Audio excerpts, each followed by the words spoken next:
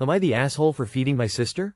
My 35 female sister Kelly's 25 female boyfriend is in the hospital undergoing surgery and will not be able to work for a while. Kelly has been mentioning how stressed they're trying to prepare for this surgery, loss of income, and worries she won't be able to take care of him. Last night she called to ask if I could walk their dog tomorrow since she has been cooped up in the house while Kelly works. She rarely asks for favors and I could tell she was upset. We talked a bit more and I asked if she needed anything I could bring with me when I came over, if she had eaten anything, etc. She started crying and said she burned her last few eggs that morning and couldn't afford anything other than ramen, but she would be okay, work extra and figure it out. My heart broke a little. I remember being so hungry living in my car in my late teens, then struggling with my husband in our 20s with young kids. I didn't have anyone to help me through my tough times and I don't want her to ever feel so alone. We are not rich, but we're well enough off that we can afford what we need with some extras. I told Kelly I'd never let her starve and asked if she had any requests that I could make for her. Simple things that would be offered to anyone I love going through a tough time without a second thought. She put up resistance but said she would take anything I was willing to give. That night I Ubered her dinner since I couldn't make it over. My husband Lucian seemed upset but said it was nothing when I asked if he was okay, why he was upset. I let it go as he tends to become more upset when pushed. I made extra dinner, extra muffins and decided that I'd spend $100 on Staples, a toy for the dog since we had a bit of extra cash this month. When Lucian came out of our bedroom from playing Xbox after the kids were in bed and saw me organizing the things I bought, writing instructions for easy recipes, he was pissed and went off that, "She never helped you like this. Why would you do all of this shit?" I told him that, she was a child when I was younger, how would she have helped me? Even if that was true, that doesn't matter. Nobody deserves to go hungry, especially not family and friends. We went back and forth, eventually with him saying I wasted my time and money on someone who doesn't deserve all of this. What about us? What if I want banana bread? You put nuts in it, I don't like nuts, and me telling him that he was being incredibly selfish. We have plenty to eat. I made a batch without nuts for him and there's more of everything for the family if he would just look. I'd understand if we were struggling, but I'm not going to sit idly by while Kelly goes hungry because you don't like me spending time caring for someone other than you. He stomped off and has refused to come out of our bedroom all day besides to grab some snacks, ignoring the food I've made. I know he wants me to apologize, but it just feels wrong. Am I the asshole for feeding my sister and calling my husband selfish? Not the asshole. Your husband's complaints were extremely odd. You're right. How could he expect a small child to have help when you were struggling? Why is he complaining about banana bread when you even made him his own special batch? Then he stomped off? The only thing I felt was odd on your part was $100 for a dog toy. Did I read that right? Your husband didn't even talk about that though. Not the asshole. You're a wonderful older sister. Kelly is lucky to have you. Is there something going on with your husband? It's not normal for spouses to have that kind of animosity to younger in-laws, especially ones needing help. Is it specifically for your sister or your entire half of the family? And does he think that she tried to break you up at some point or come in between you and him? Not the asshole. I cannot get past this banana bread thing. Please explain how he didn't get it through his head that there was a separate loaf for him. Not the asshole. One of the fastest ways I let resentment build in my own marriage was apologizing when I genuinely didn't think I had done anything wrong, just to try and avoid more conflict and get the atmosphere back to low tension.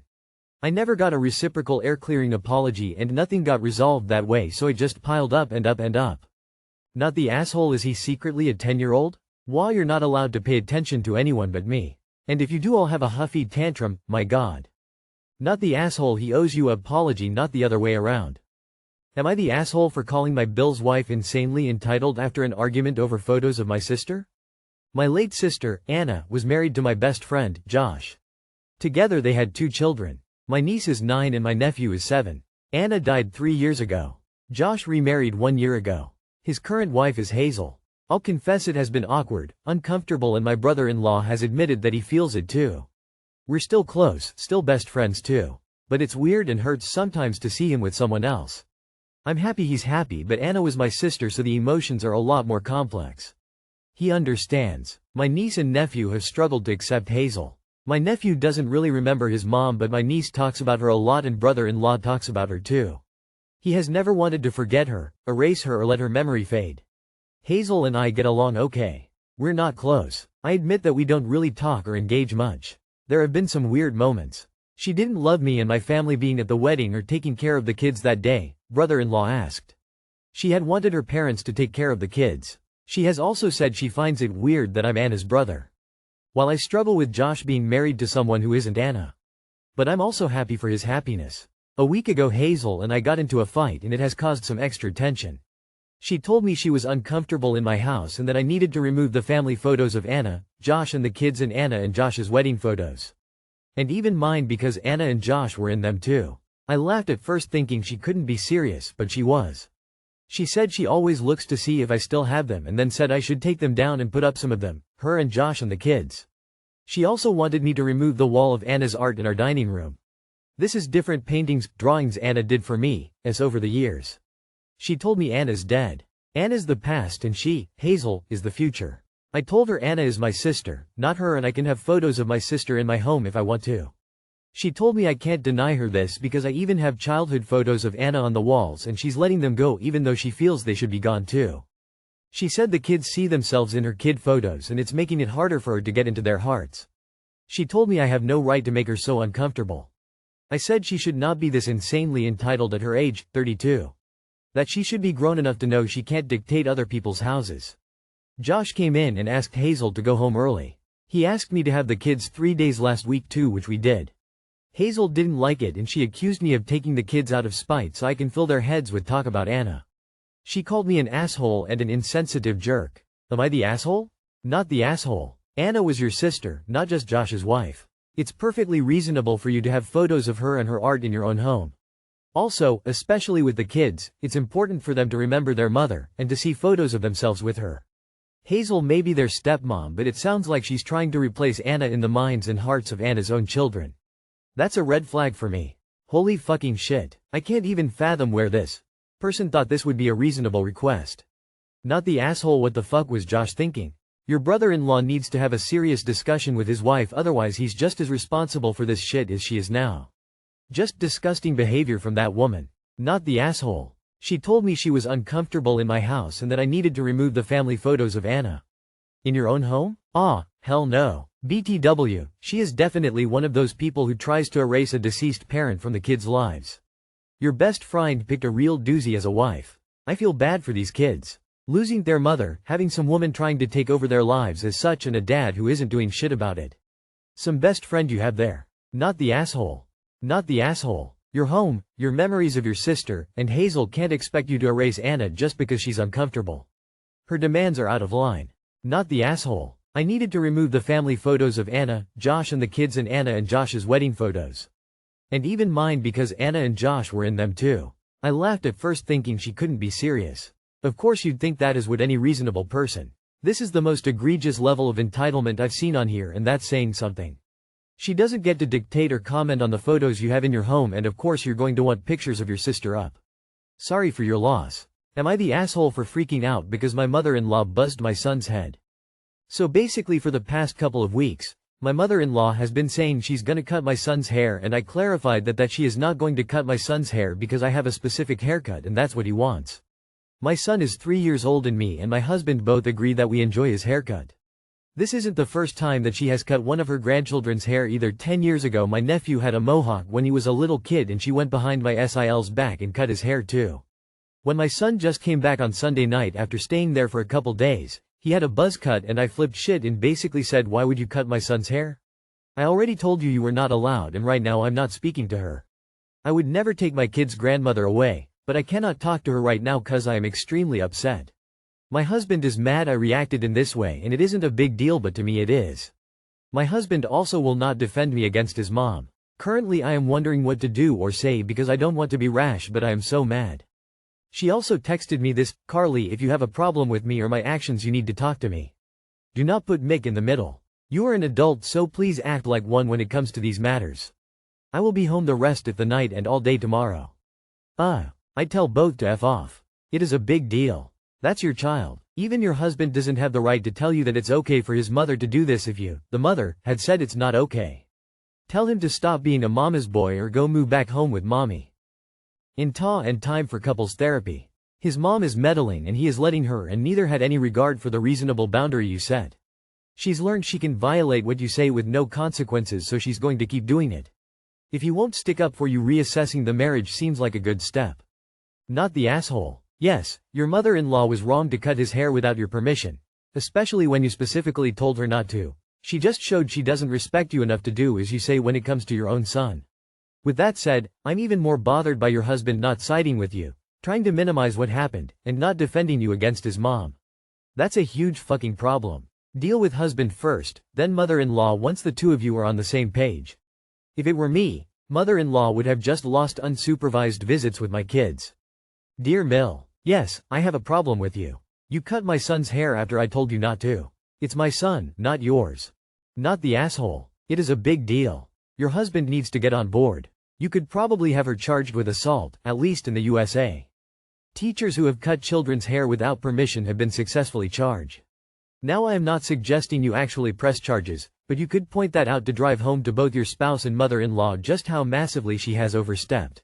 In your position, I would be very tempted to refuse to allow any visits that are not supervised by you, since your spouse is apparently not trustworthy in these matters and she has a history of pulling things like this. Your mother-in-law needs to apologize, sincerely and honestly, and earn back your trust. You wouldn't be taking away their grandma, sadly you'd be protecting the kids from her. Not the asshole. It's not about the hair, it's about respecting boundaries, and mother-in-law clearly doesn't know how to do that. Am I the asshole for informing my son's friend's parents that he is a kleptomaniac? Hi, son is 14M. He is a diagnosed kleptomaniac. He is in therapy for it. It used to be a huge problem but is now mostly under control, even though sometimes he can't help himself. He is a good kid, but he is quick to grab things without even being aware of it, and honestly he is very good with his hands. He is able to pickpocket without being caught in the act. I don't want this to affect his social life, so when he visits someone else's homes, I try to talk to the parents to inform them that he has this condition, and if they think something is missing from their homes, they can call me and I will search for it in case my son had grabbed it. Yes, some parents have called me and I brought their things back, usually small things but important enough to need to be returned. However, some parents have forbidden their kids to hang out with my son after I've delivered it, and it's hard for him. So, recently, he visited for the first time the home of a friend to play Warhammer. I informed the parents of his condition and I thought everything was okay. But while he was there, the parents told their son, and the son told the other kids there, and they bullied him to the point that my son left and walked alone to our home. Nobody called me. He has a phone but didn't call or text, he just got home on his own. Then he scolded me, saying that I'm ruining his life by telling everyone that he is a thief, and he'll never make friends because I keep telling people. Then locked himself in his bedroom to cry. Honestly, I feel bad, but I think this is a way of telling other kids' parents that I'm not enabling my son. I know it's hard but I'm doing what I can as a mom, but I want to ask if I'm the asshole because seems to be hurting him anyway. Edit. People keep saying that I should rather search him, but I've already done that when he was younger. He is not allowed to wear pants with pockets, he is not allowed to use bags or backpacks, and only has a small fully transparent one when he needs it. He carries his phone in a case strapped to his belt. In school the principal is allowed to get into his locker if he suspects he took something. I have an inventory of what belongs to him and what belongs to me. If he buys something, has to show me a recipe and other measures. Someone just commented that I should strip search him. Sorry, but he's no longer at an age where it is acceptable to do that. It used to be a huge problem but is now mostly under control. Seems like a better option for now would be to have the get-togethers in your own home. That would decrease the possibility of him taking someone's property, while preserving his privacy about this diagnosis. Nah, I see in a comment you say the therapist approved this plan you came up with, which is more than surprising. Maybe a new counselor is in order here. Nah. However, some parents have forbidden their kids to hang out with my son after I've delivered it, and it's hard for him. Honestly, if I'm a parent I don't want the hassle of having to do an inventory of my home every time your kid comes by. Let's be clear here. Your son commits antisocial acts against people who are kind enough to extend their hospitality to them. No amount of, he's diagnosed, or, he's a good kid, changes that. You continue to bring him into situations where he can continue to commit these acts and you attempt to mitigate this through warning his hosts about them. This was never going to end well. You're in a terribly difficult situation, but the issue here comes from your viewing your son's predilection as a manageable psychological condition while others see the behavior as simple thievery. You are the asshole for not being able to foresee that blowback against your son when his behavior became more widely known. Have you asked him what he would do to solve the problem? What kinds of measures would he think would be best to stop himself from stealing? How would he protect people from his compulsion, and how would he protect himself from the consequences of stealing? You are the asshole solely for this. He is quick to grab things without even being aware of it. Ma'am, this is bullshit. He knows exactly what he's doing when he's doing it. Info, was this the advice the therapist gave you, and if not, what advice was given to you?